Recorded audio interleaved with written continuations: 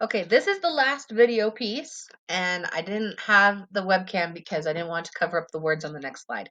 But so this is where we get to is finally it's 1896 when Utah's able to become a state.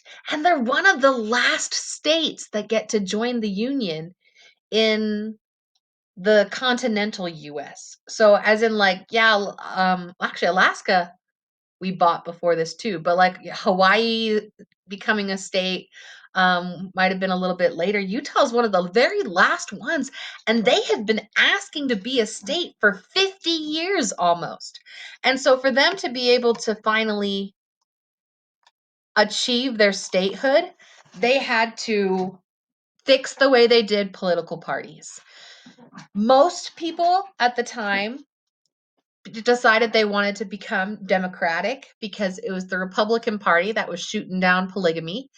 But they had to make it look like we're not all united. We had to break away from this unity. So they actually assigned some church leaders. They would say, "Hey, are you willing to become a Republican and register as Republican?"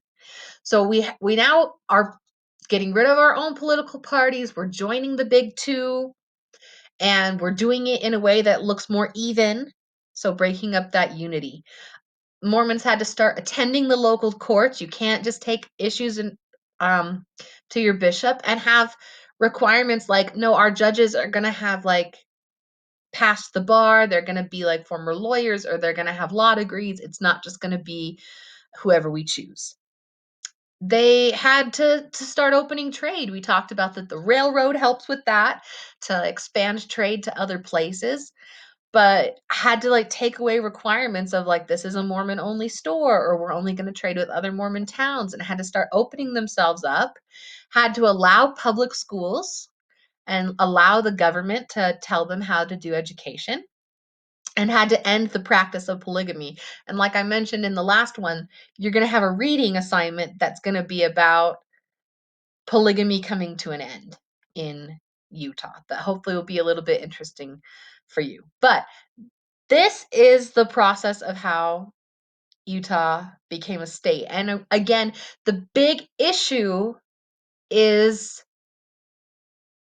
the US government wanting to keep control and not wanting to give it to a religion because it is against the tenet. So we do have freedom of religion, but we also have freedom from religion in a way in our constitution, that we're not going to have government tied to religion or a religion established by the government.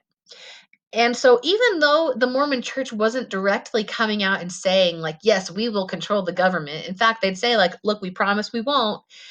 The US government looked at Utah and was like, but look at all these things that are happening though. You're all voting the same way. You're going to your bishop. So even though you say you're not going to control the government, you're practicing like you will. And so it was only when they were able to prove that the Mormon prove through actions that the Mormon church wasn't just like in charge of everything, that they were able to um, become their own state. Thank you for watching these videos. I'm sure this lesson's a little bit longer than some, but thanks for sticking with me.